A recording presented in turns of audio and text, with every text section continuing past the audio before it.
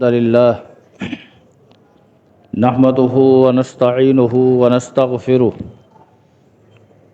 ونعوذ بالله من شرور أنفسنا ومن سيئات أعمالنا من يهده الله فلا مضل له ومن يضلل فلا هادي له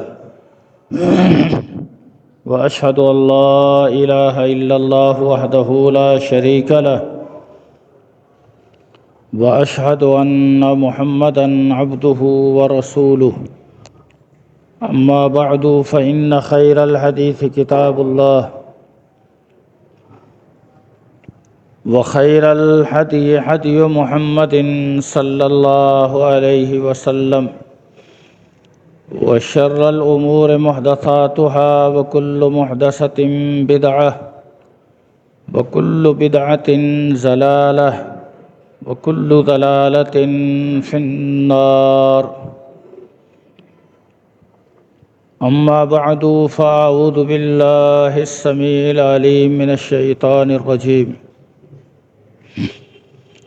رب اشرح لي صدري ويسر لي أمري واحلل عقدة من لساني يفقهوا قولي سبحانك لا علم لنا إلا ما علمتنا إنك أنت العليم الحكيم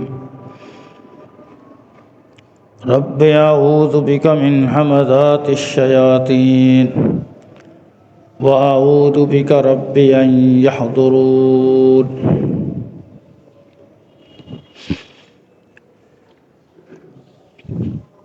بسم الله الرحمن الرحيم سبحان الذي أسرى بعبده ليلا من المسجد الحرام إلى المسجد الأقصى الذي باركنا حوله لنريه من آياتنا إنه هو السميع البصير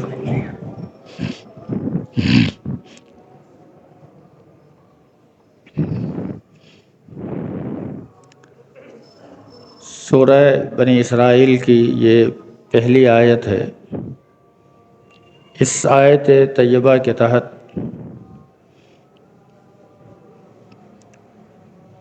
کچھ باتیں گزشتہ جمعے ہو چکی۔ اس آیت مبارکہ کے اندر اللہ کے رسول صلی اللہ علیہ وسلم کو جو معراج کرائی گئی تھی اس کا تذکرہ ہے۔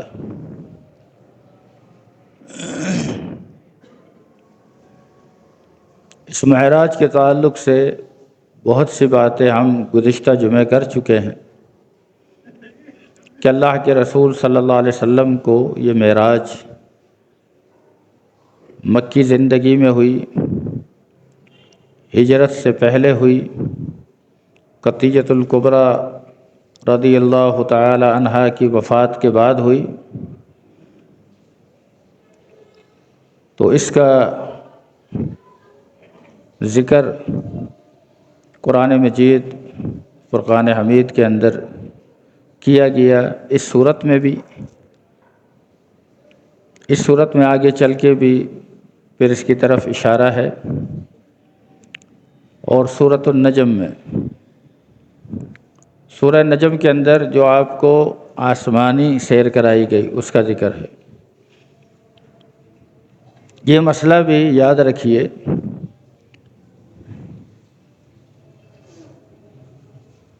کہ یہ جو معراج آپ کو روح اور جسم کے ساتھ،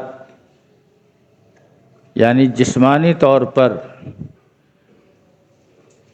بحالت بیداری میں یہ جو آپ کو معراج کرائی گئی، یہ پوری زندگی میں ایک دفعہ ہے۔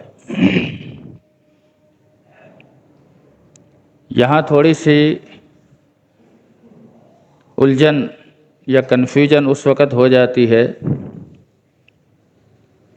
جب آپ تفاسیر کا مطالعہ کریں گے، بطور خاص تفسیر ابن کثیر کا، تو آپ کو معراج کے تعلق سے بہت سی روایات نظر آئیں گی۔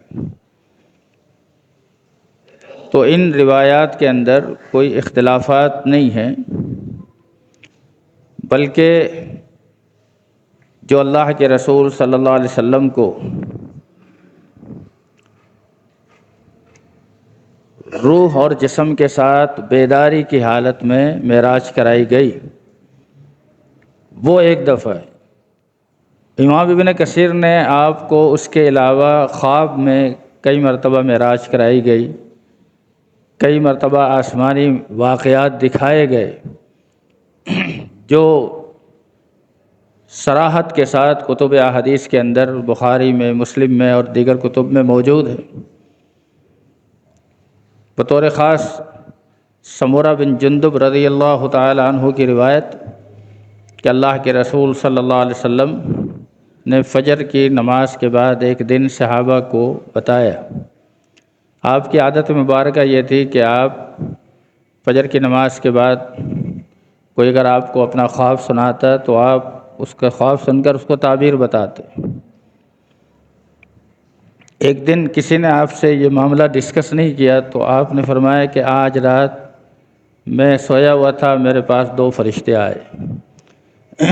وہ جو معراج ذکر ہے وہ خواب کی ہے۔ آپ نے سنا بہت سے علماء اور خطباء کی زبانی کہ معراج کے موقع پر اللہ کے رسول صلی اللہ علیہ وسلم نے جبریل امین سے پوچھا کہ آپ کو مسلسل اپنے سے آگے کسی کے چلنے کی آواز سنائی دے رہی تھی، قدموں کی آواز سنائی دے رہی، لیکن بندہ نظر نہیں آ رہا تھا۔ تو آپ نے جبریل امین سے پوچھا کہ یہ کون ہے؟ تو آپ کو بتایا کہ یہ بلال ہے۔ آپ کو بتایا گیا کہ یہ بلال رضی اللہ تعالی عنہ ہے، یعنی وہ چلتے زمین پر ہیں لیکن ان کے چلنے کی آواز آسمانوں پہ سنائی دیتی۔ تو کہتے ہیں پھر آپ نے اگلے دن بلال سے پوچھا کہ بلال آپ کون سا ایسا عمل کرتے ہیں؟ فرماتے ہیں اور تو مجھے اپنا کوئی خاص عمل یاد نہیں ہے، البتہ یہ ہے کہ میں جب بھی وضو کرتا ہوں تو کچھ نہ کچھ نماز پڑھ لیتا ہوں۔ اب کچھ لوگ یہ واقعہ بھی اسی جو آپ کو بیداری کی حالت میں معراج ہوئی ہے اسی میں سناتے ہیں یہ واقعہ، تو یہ بات درست نہیں ہے، یعنی واقعہ صحیح ہے لیکن یہ جو بیداری میں آپ کو معراج ہوئی یہ اس کا واقعہ نہیں، اس وقت تک تو نماز ہی فرض نہیں ہوئی تھی۔ تو بلال کا یہ کہنا ہے کہ میں وضو کر کے نماز پڑھ لیتا ہوں، محل نظر ہے نا یہ بات۔ تو امام ابن کثیر رحمۃ اللہ علیہ نے یہ وضاحت بھی کی ہے کہ آپ کو روح اور جسم کے ساتھ بیداری کی حالت میں پوری زندگی میں ایک ہی مرتبہ معراج ہوئی۔ اب اس معراج کے تعلق سے اللہ کے رسول صلی اللہ علیہ وسلم پر اللہ تعالیٰ نے جب آسمان پر آپ کو لے جایا گیا تو آسمان پر جب آپ پہلے آسمان پر گئے، پھر دوسرے پر، پھر تیسرے پر، اور مختلف انبیاء سے آپ کی ملاقاتیں ہوئیں، اور یہ تمام انبیاء سوائے عیسیٰ علیہ السلام کے باقی سب فوت ہو چکے۔ پھر اللہ کے نبی کی ان سے ملاقات، بلکہ زمینی سفر کے دوران آپ نے موسیٰ علیہ السلام کو دیکھا، یونس علیہ السلام کو دیکھا، تو یہاں پر تھوڑا سا ذہن میں اشکال آ جاتا ہے کہ یہ سب کیسے ہوا۔ تو میں نے اس واقعے کے شروع میں گزشتہ جمعہ عرض کیا تھا کہ یہ سارے مسائل توقیفی مسائل ہیں۔ یہ توقیفی مسائل کا مطلب یہ ہے کہ جس طرح قرآن و حدیث میں یہ ذکر آیا ہے اس کو مان لیا جائے، ہم اس پر یہ بحث نہیں کر سکتے کہ یہ کیسے ہو گیا۔ میں نے تو یہاں تک دیکھا، یعنی کوئی ایک عام آدمی نہیں، ایک مولوی صاحب نے ایک علاقے میں اندرون سندھ میں، یعنی کتنی بڑی جہالت ہے، اور لوگوں کو کیسے یعنی کنفیوز کرنا اور کیسے لوگوں کو دین کے مسئلے میں الجھانا، کہنے لگے اللہ کے نبی نے معراج کے موقع پر تمام انبیاء کی امامت کرائی نا؟ لوگوں نے کہا ہاں۔ کہتے ہیں کیا اس وقت تمام انبیاء نے اللہ کے نبی کے پیچھے سورہ فاتحہ پڑھی تھی؟ یہ لوگ کہتے ہیں سورہ فاتحہ کے بغیر نماز نہیں ہوتی، بتاؤ انبیاء کی نماز ہوئی کہ نہیں ہوئی؟ یہ کیسی غیر شرعی بات!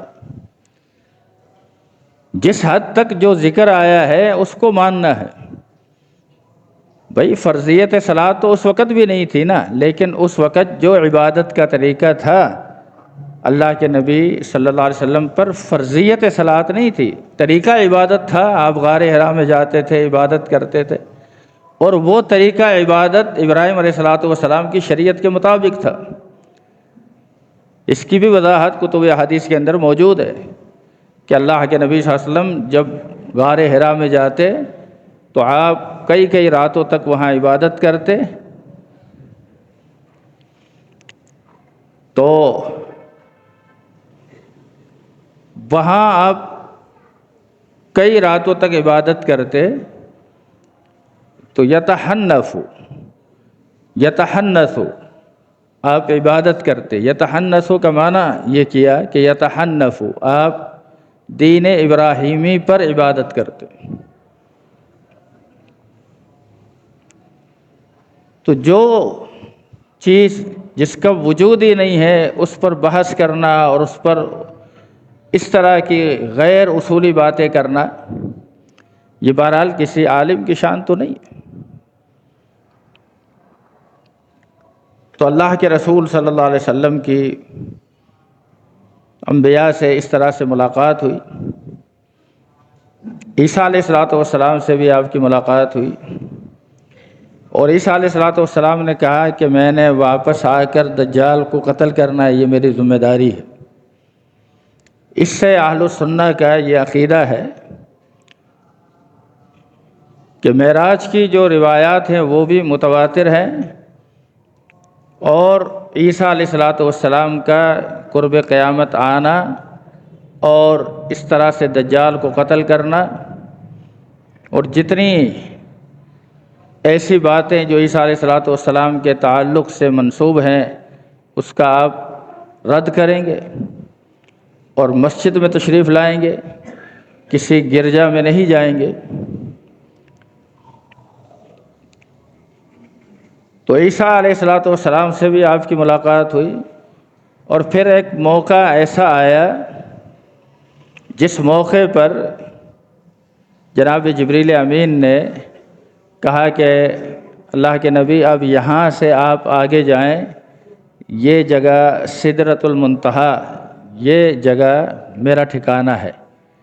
سدرۃ المنتہا 7ویں آسمان پر ایک بیری کا درخت ہے جو جبریل امین کا ٹھکانہ ہے۔ آپ نے فرمایا کہ تم آگے چلو میرے ساتھ۔ کہا کہ لو قدمت، اگر میں آگے بڑھا، لأحرقت سبحات وجہی، تو اللہ کے نور کی شعاعیں مجھے جلا دیں گی، میں آگے نہیں بڑھ سکتا۔ یہاں پر اہل علم نے خصوصاً عقیدہ کی کتابوں میں ایک مسئلہ ذکر کیا ہے جو بڑا ہی قابل غور ہے۔ اللہ کے رسول صلی اللہ علیہ وسلم پھر اس مقام سے آگے گئے، اور آپ نے، کئی لوگ یہاں مبالغہ آرائی کرتے ہیں کہ آپ نے اللہ کو دیکھا، اللہ سے ملاقات ہوئی، بلکہ ایک شخص نے تو یہاں تک جرأت کی جو کہ نہیں کرنی چاہیے، کہا کہ بس دونوں اتنے قریب ہو گئے کہ 2 کمان کا فاصلہ رہ گیا۔ ایک تیر ہوتا ہے، ایک کمان ہوتی، تو کمان اس طرح ہے، تو اس نے باقاعدہ اشارہ کیا، یعنی ایک طرف اللہ کے نبی کا اس طرح اور دوسری طرف معاذ اللہ اللہ کا اس طرح کرنا، یعنی دونوں کو کہا بس اتنا فاصلہ رہ گیا۔ فَكَانَ قَابَ قَوْسَيْنِ أَوْ أَدْنَىٰ، یہ قرآن مجید میں سورہ نجم کی آیت کہ وہ دونوں اتنے قریب ہو گئے کہ 2 کوس کا یا اس سے بھی کم فاصلہ رہ گیا۔ یہ فاصلہ ضرور مذکور ہے، قرآن کی آیت ہے، اس میں تو کوئی کلام ہی نہیں، لیکن یہ معاملہ اللہ کے نبی صلی اللہ علیہ وسلم اور اللہ کے درمیان کی بات نہیں ہے، یہ تو ایک موقع پر اس سفر میں جناب جبریل اور اللہ کے رسول صلی اللہ علیہ وسلم کے بارے میں بتایا گیا۔ اس سفر کے علاوہ ایک موقع پر آپ کا اور اس کا اتنا فاصلہ رہ گیا۔ اللہ کے جہاں تک دیدار کی بات ہے کہ اللہ کے رسول صلی اللہ علیہ وسلم نے اللہ کو دیکھا یا نہیں دیکھا، ام المومنین عائشہ رضی اللہ تعالی عنہا اس پر فیصلہ فرماتی ہیں اگر تمہیں کوئی شخص اس بات کی خبر دے کہ اللہ کے رسول صلی اللہ علیہ وسلم نے اللہ کو دیکھا تو فقط کذب، اس نے اللہ کے رسول صلی اللہ علیہ وسلم پر جھوٹ بولا ہے، وہ جھوٹا ہے۔ حل رأى محمد ربہ، کیا محمد صلی اللہ علیہ وسلم نے اپنے رب کو دیکھا؟ اگر کوئی شخص جواب میں کہے کہ ہاں دیکھا ہے، فرمایا کہ اس نے جھوٹ بولا ہے۔ تو پھر کسی نے کہا کہ قرآن مجید کے اندر یہ الفاظ ہیں کہ وَلَقَدْ رَآهُ نَزْلَةً أُخْرَى، اللہ کے نبی نے اسے دوبارہ دیکھا، تو آپ فرماتے ہیں فَإِنَّهُ رَآ جِبْرَائِيلَ، اس سے مراد جبریل علیہ السلام ہیں، جنہیں اللہ کے نبی نے اس کی اصلی حالت میں 2 مرتبہ دیکھا، اس کے 600 پروں کے ساتھ۔ تو یہ وہ مراد ہے، اللہ تعالیٰ کو دیکھنا مراد نہیں۔ پھر آپ نے آیت پڑھی اور فرمایا کہ لا تدرکہ الابصار وہو یدرک الابصار، اللہ کو دنیا کی کوئی آنکھ نہیں دیکھ سکتی اور وہ ہر ایک آنکھ کو دیکھ لیتا ہے۔ ہر مخلوق کی آنکھ کو اللہ دیکھ لیتا ہے، کا مطلب یہ ہے کہ جب وہ چھوٹی سے چھوٹی مخلوق کی آنکھ کو بھی دیکھ لیتا ہے تو اس مخلوق کو بالأولیٰ دیکھتا ہے۔ لا تدرکہ الابصار، اسے کوئی آنکھ نہیں پا سکتی اور وہ تمام آنکھوں کو دیکھ لیتا ہے، سب کو پا لیتا ہے۔ وہو اللطیف الخبیر، وہ بڑا باریک بین ہے۔ اسی لیے امام ابن حزم رحمۃ اللہ علیہ نے اس بحث میں کہ اللہ کو دیکھنا کوئی آنکھ دیکھ ہی نہیں سکتی، تو پھر اہل ایمان کل قیامت کے دن اللہ کو کیسے دیکھیں گے؟ کیونکہ قرآن مجید میں ایک مقام پر جب موسیٰ علیہ السلام نے کہا نا کہ اللہ مجھے اپنا دیدار کرا، تو اللہ تعالیٰ نے جواب میں فرمایا کہ لن ترانی، تم مجھے ہرگز نہیں دیکھ سکو گے۔ اور عربی گرامر سے واقفیت رکھنے والے لوگ جانتے ہیں کہ لن ترانی اگر یہ لفظ استعمال ہو جائے، لفظ لن تنالوا البر حتی تنفقوا، اس طرح کا جو لفظ ہے تو اس کا معنی ہوتا ہے مستقبل میں کسی چیز کی نفی کرنا، یعنی تم کبھی بھی نہیں دیکھ سکو گے۔ جبکہ حدیث کے اندر موجود ہے کہ جب اہل جنت میں چلے جائیں گے تو اللہ تعالیٰ انہیں اپنا دیدار کرائے گا اور سب اللہ تعالیٰ کو دیکھیں گے، اہل ایمان۔ تو امام ابن حزم رحمۃ اللہ علیہ یہاں پر لکھتے ہیں کہ اس سے یہ پتہ چلتا ہے کہ اس آنکھ سے واقعتاً کوئی شخص اللہ کو نہیں دیکھ سکتا۔ اللہ قیامت کے دن اہل ایمان کو ایک خاص قسم کی قوت اور روشنی عطا کرے گا جس کی وجہ سے وہ اللہ کو دیکھ سکے گا۔ اسی معراج کے تعلق سے میں یہ بتا رہا تھا کہ اللہ کے رسول صلی اللہ علیہ وسلم نے اللہ کو نہیں دیکھا، آپ گئے اور اللہ کو نہیں دیکھا، لیکن یہ بات بالکل سچ ہے کہ جبریل امین بھی وہاں تک نہیں گئے جہاں تک آپ گئے، اور یہاں اس بات کا فیصلہ ہوگی کہ یہ جو مخلوق ہے، مخلوقات یا تو ناری ہیں یعنی آگ سے بنی ہوئی مخلوقات جیسے جنات ہیں، یا نوری ہیں یعنی فرشتے جو نور سے تخلیق ہوئے، یا پھر خاکی یعنی جو مٹی سے پیدا ہوئے۔ تو یہاں یہ ماننا پڑے گا کہ اللہ کے رسول صلی اللہ علیہ وسلم وہاں تک گئے جہاں تک کوئی نہ نوری جا سکا نہ ناری جا سکا۔ اس لیے اللہ تعالیٰ نے جو انسان کو دیگر مخلوقات کے اندر اشرف اور اعلیٰ اور اکرم بنایا ہے، اس کی ایک دلیل یہ بھی ہے، یہ بھی اس چیز کی دلیل بنتی۔ یہ بھی بڑی عجیب بات ہے، بعض لوگوں نے عقیدے کے معاملے کے اندر یہ مسئلہ ذکر کیا ہے جو کہ صحیح نہیں۔ کہتے ہیں معراج کے دو حصے ہیں، ایک زمینی سفر ہے اور ایک وہ سفر جس کا زیادہ تر حصہ، زمینی سفر کا حصہ جو ہے ذکر جو ہے قرآن مجید میں، اور آسمانی سفر کا زیادہ تر حصہ، زیادہ تر ذکر احادیث کے اندر ہے۔ یہ بات لوگوں نے تفسیر میں یہ نقطہ لکھا کہ اگر کوئی اس زمینی سفر کا انکار کرے جس کا ذکر قرآن میں ہے تو یہ شخص کافر ہو جائے گا، کیونکہ اس نے قرآن کا انکار کر دیا۔ لیکن اگر کوئی شخص اس سفر کا انکار کرے جس کا ذکر، جس کا زیادہ تر حصہ احادیث کے اندر ہے، تو وہ کافر نہیں ہو۔ یہ بات تفہیم القرآن کے اندر اس کے مصنف نے، مؤلف نے لکھی۔ نہیں، ہم یہ کہیں گے کہ اس معراج کے کسی بھی بات کا جس کا ذکر قرآن میں آیا ہے یا حدیث میں آیا ہے، اگر کوئی شخص اس کا انکار کر دے تو وہ شخص مسلمان نہیں رہے گا، وہ شخص کفر میں چلا گیا۔ یہ کیا بات ہوئی کہ اللہ کی وحی کیا صرف قرآن مجید ہے؟ حدیث بھی اللہ کی، اللہ کے رسول پر آنے والی یہ بھی وحی، یہ وحی خفی ضرور ہے لیکن ہے تو وحی، یہ بھی اللہ کی طرف سے ہی ہے۔ اس لیے کہ پیغمبر شرعی معاملات کے اندر اپنی خواہشات سے نہیں بولتے، وہ جب بھی بات کرتے ہیں اللہ کی وحی سے بات کرتے ہیں۔ اس معراج کے موقع پر اللہ کے رسول صلی اللہ علیہ وسلم پر 50 نمازیں فرض ہوئیں۔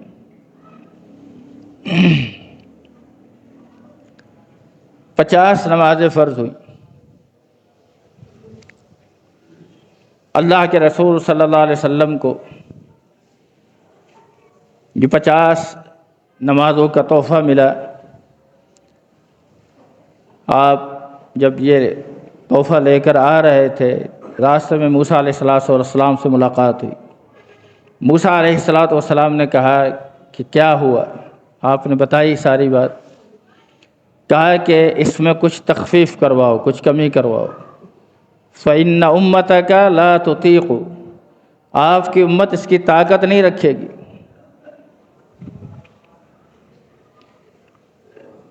پھر آپ بار بار گئے اور اللہ تعالیٰ نے تخفیف کی، حتیٰ کہ 5 نمازیں رہ گئی۔ جناب موسیٰ علیہ السلام نے پھر مشورہ دی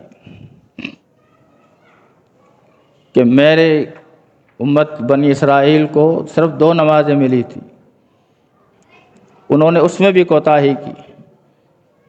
آج ہمارے یہاں کئی دین سے بہت دور قسم کے لوگ اور دین کو اپنے اوپر بوجھ سمجھنے والے لوگ آج اس طرح کی یعنی کفریہ باتیں کرتے ہیں کہ اگر اللہ کے نبی ایک دفعہ اور چلے جاتے تو ہمارا کام ہو جاتا۔ انا للہ و انا الیہ راجعون۔ یہ جو کل الیکشن کا زمانہ گزرا ہے، وقت گزرا ہے، مجھ سے کئی لوگوں نے الیکشن کے تعلق سے بات کی، ابھی بات آ گئی تو میں اس ضمناً ذکر کرتا ہوں۔ یعنی لوگ یہ پوچھ رہے تھے کہ ووٹ کی شرعی حیثیت کیا ہے، ووٹ دینا چاہیے نہیں دینا چاہیے، کس کو دینا چاہیے، کیا کرنا چاہیے۔ میں نے کہا ووٹ سے پہلے یہ بات زیادہ ضروری ہے کہ آپ جس کو ووٹ دے رہے ہیں اس کے اندر کوئی شریعت نے کچھ ایسی بات رکھی ہے کہ جو اس کا مطالبہ کر رہا ہے وہ کیسا ہونا چاہیے۔ اس کے اوپر کوئی حدود قیود نہیں ہے، کوئی قانون نہیں ہے، کوئی ضابطہ نہیں ہے، ہماری اسمبلی میں بھی نہیں، ہمارے ملک کی قوانین میں بھی نہیں۔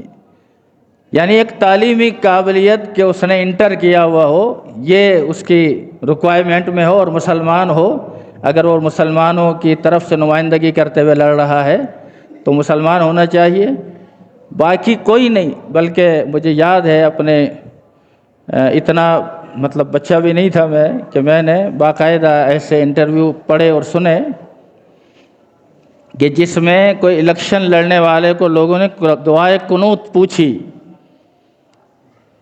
تو اس کو نہیں پتہ تھی،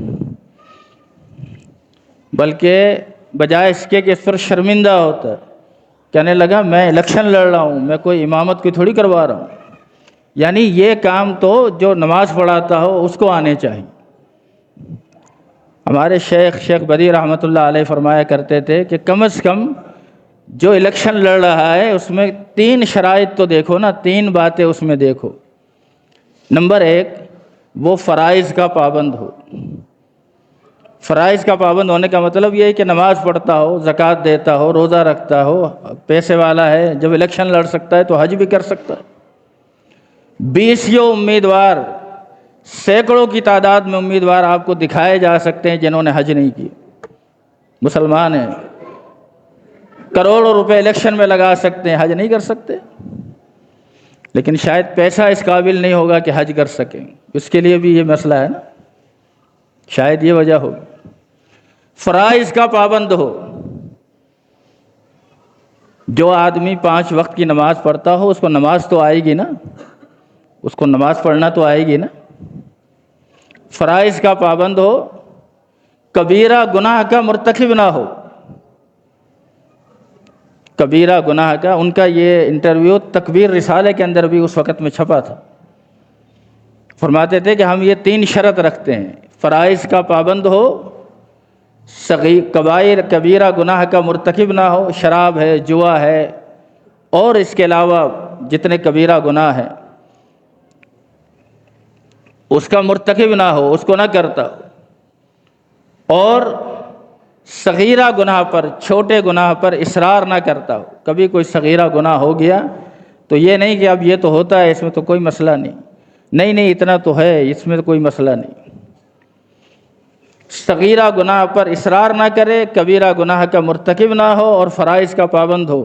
یہ شرط لگائیں امیدوار کے اندر، دیکھیں شاید کوئی 1-2 بندے نکل آئے تو نکل آئے، میں نہیں سمجھتا اس معیار پر کوئی 1 بندہ بھی آپ کو مل سکتا۔ یہ پوچھنا کہ ووٹ کی شرعی حیثیت کیا ہے، ووٹ تو، الیکشن تو ویسے ہی ایک غیر شرعی نظام ہے۔ اتنی سی بات، ایک موٹی سی بات کہ جب الیکشن ہوتے ہیں، پارٹیاں کامیاب ہوتی ہیں، ایک حکومت میں آتی ہے، ایک جو ہے حزب اختلاف بن جاتا ہے، ایک حزب اقتدار بن جاتا ہے۔ حزب اقتدار کا مطلب حکومت کرنے والی پارٹی، اور حزب اختلاف کا مطلب کیا ہے؟ جو اس سے اختلاف کرے۔ اگر شرعی طور پر، اسلامی طریقے پر اگر کوئی حزب اقتدار ہو تو پھر اسلام کے مخالف کوئی پارٹی ہو سکتی ہے؟ اور اسلام کے مخالف جو پارٹی ہو اسے تو قتل کر دینا چاہیے، شریعت یہی کہتی۔ بھئی جب ابوبکر صدیق رضی اللہ تعالیٰ عنہ خلیفہ بنے تو آپ کے مخالف بھی کوئی پارٹی تھی کیا؟ جناب عمر جب خلیفہ بنے تو آپ کے مخالف کوئی پارٹی تھی؟ نہیں۔ تو یہ سارا ایک غیر اسلامی نظام ہے جو زبردستی ان چھوٹے یا مسلمان ممالک پر مسلط کیا گیا۔ تو اس حوالے سے تو کوئی تذکرہ ہی نہیں، بس اب یہی دعا کریں کہ اللہ تعالیٰ جو اب حالات سامنے آنے والے ہیں، اللہ تعالیٰ اس میں کوئی خیر لے آئے اور اللہ تعالیٰ اس کے شر سے محفوظ رکھے۔ تو 50 نمازیں سے جب 5 نمازیں ہو گئی، اور جب موسیٰ علیہ السلام نے مشورہ بھی دیا تو آپ نے فرمایا کہ استحییت ربی، مجھے اپنے رب سے حیا آتی ہے کہ اب میں جا کر مزید کم کراؤں۔ اس سلسلے میں اس حدیث کو، یہ حدیث صحیح بخاری میں بھی ہے، صحیح مسلم میں بھی ہے اور دیگر کتب احادیث میں بھی ہے۔ اس حدیث کو آج کل کا بعض جدید طبقہ، روشن خیال طبقہ، جس کو ہم منکرین حدیث بھی کہتے ہیں، اس نے اس صحیح حدیث پر اعتراض کیا، کہا بخاری اور مسلم کی حدیث ہے تو کیا ہوگی؟ بخاری اور مسلم کی ہر حدیث کو ہم پرکھیں گے، اور پرکھ کر نتیجہ یہ نکالا کہ ہماری عقل یہ کہتی ہے کہ یہ روایت صحیح نہیں ہے۔ یہ روایت کیوں صحیح نہیں ہے؟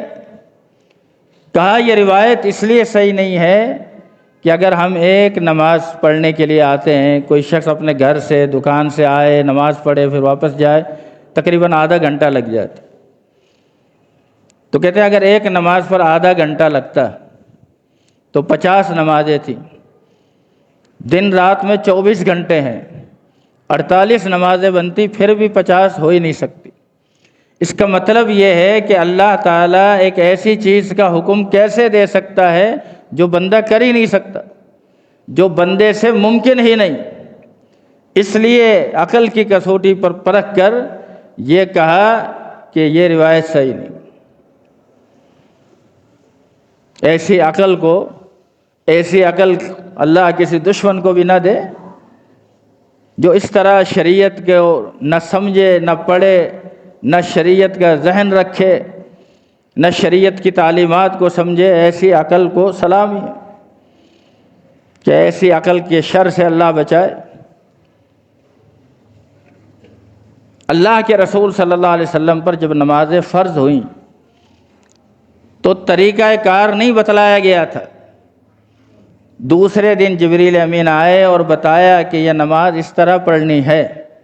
یہ اعتراض تب معقول تھا جب اللہ کے نبی کو پہلے طریقہ بتایا جاتا اور پھر کہا جاتا کہ 50 نمازیں فرض ہیں، پھر تمہاری بات میں وزن ہوتا، پھر تمہاری بات کھوپڑی میں آتی۔ لیکن یہاں تو طریقہ کار بتایا ہی نہیں، صرف کہا 50 نمازیں فرض ہیں۔ اللہ رب العزت احکم الحاکمین، اللہ کو نہیں پتا تھا کہ اس میں اتنا ٹائم لگے گا، یہ تو ہو ہی نہیں سکتا، معاذ اللہ، یہ تو اعتراض پھر اللہ پر ہو گیا۔ حالانکہ حدیث کے اندر اس کی ساری وضاحت موجود ہے۔ ایک تو یہی کہ اگلے دن جبریل امین آئے اور آپ کو ساری نماز پڑھ کے بتائی، اس کے اوقات بتائیں، اس کی رکعات بتائیں، سب چیزیں بتائیں۔ یہ سارا دوسرے دن ہوا ہے، پہلے جب نماز فرض ہوئی، جب طریقہ کار نہیں تھا۔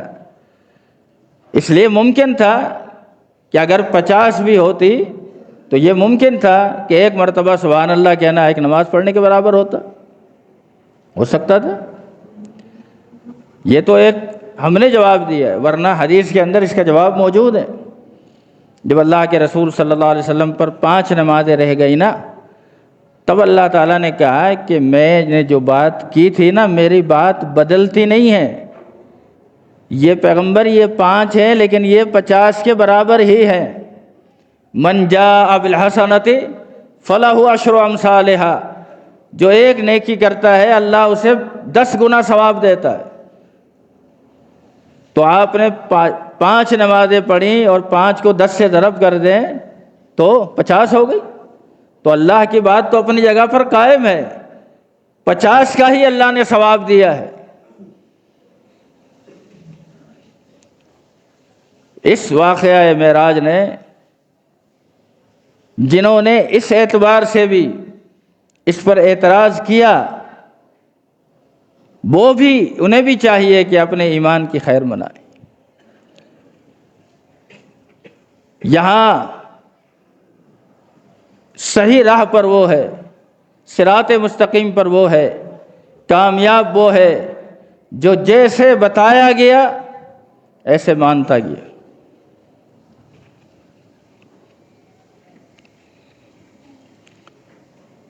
اور جتنا بتایا گیا اتنا مان لے، بغیر کسی چوں و چرا کے مان لے۔